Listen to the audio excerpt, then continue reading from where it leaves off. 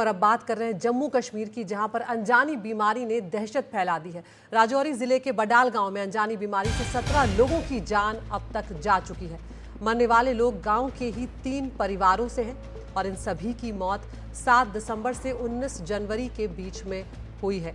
गांव के एक और शख्स को अस्पताल में भर्ती करवाया गया है, जिनकी हालत गंभीर बनी हुई है। ऐसे हालात में प्रभावित गांव में स्थानीय प्रशासन ने कई तरह की पाबंदियां जो हैं वो लगा दी हैं। सार्वजनिक और निजी कार्यक्रमों पर पूरी तरह से इस गांव में रोक लगा दी गई है। इसके अलावा गांव में किसी के आने जाने की भी मनाही है। परिवार के लोगों को भी वडाल गांव में दाखिल होने नहीं दिया जा रहा है। 21 जनवरी को मुख्यमंत्री उमर अब्दुल्ला जो है वो भी गांव के निरीक्षण के लिए पहुंचे थे। इसके बाद गांव को कंटेनमेंट जोन बनाने का फैसला लिया गया है और 3 कंटेनमेंट जोन में इस गांव को बदल दिया गया है। पहले जोन में उन परिवारों के घर हैं जिनके यहाँ पर मौतें हुई हैं। इन घरों को पूरी तरह से सील कर दिया गया है। तो तस्वीरें भी आपको दिखा रहे हैं। हमारे सहयोगी नज़ीर मसूदी हमारे साथ जुड़ गए हैं।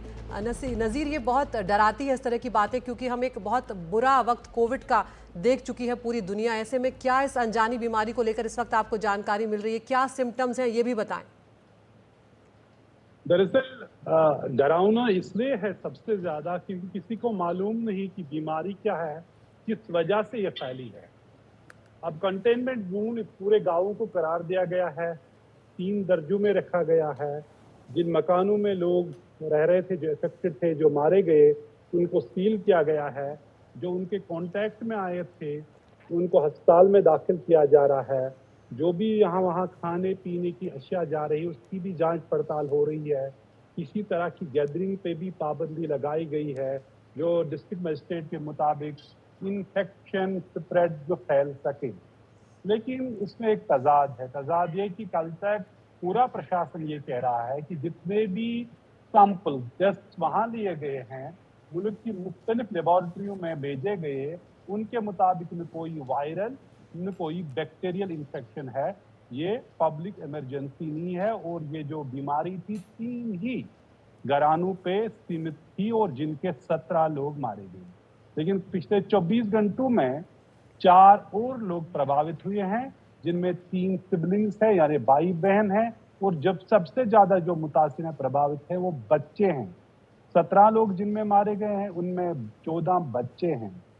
खानदान जो 3 थे उनका सफाया हुआ है। मोहम्मद असलम, इसके 6 बच्चे थे, 6 के 6 इस जो अननोन बीमारी से मारे गए हैं। इनकी उम्र 5 साल से 16 साल तक थी। कल उसकी बड़ी बेटी 16 साल की यासीना का जनाजा पढ़ाया गया। लोग इतने डरे हैं कि वो खुदा से अब दुआ करते हैं कि कातिल को निकालो जिसने उन्हें मारा, कि उनको लग रहा है शायद बीमारी नहीं है, किसी ने जहर दिया है इनको। लेकिन ऐसा नहीं, क्योंकि पहले वहाँ जो चश्मा था उसको भी नज़ीर, क्या सैंपल्स भी बाहर भी भेजे जा रहे हैं जांच के लिए, ताकि और ज्यादा डिटेल में जांच की जा सके कि आखिर क्या वजह रही है मौत की?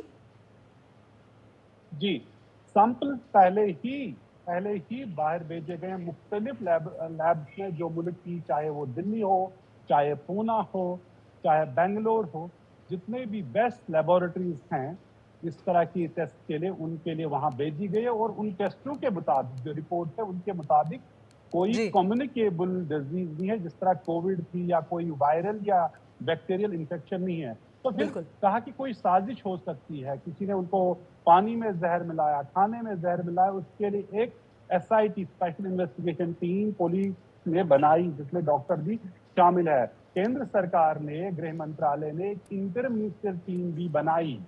कल मुख्यमंत्री, और वो इंटरिम मिनिस्टर टीम पिछले 3 दिनों से राजौरी में है। कल मुख्यमंत्री उमर अब्दुल्ला भी वहां गए, लोगों से मिले, प्रशासन ने उनको ब्रीफ किया, लेकिन अभी तक किसी को मालूम नहीं कि बीमारी क्या है। ये बिल्कुल नज़ीर, आएंगे आपके पास अपडेट के लिए। फिलहाल बहुत बहुत शुक्रिया आपका इस तमाम जानकारी के लिए।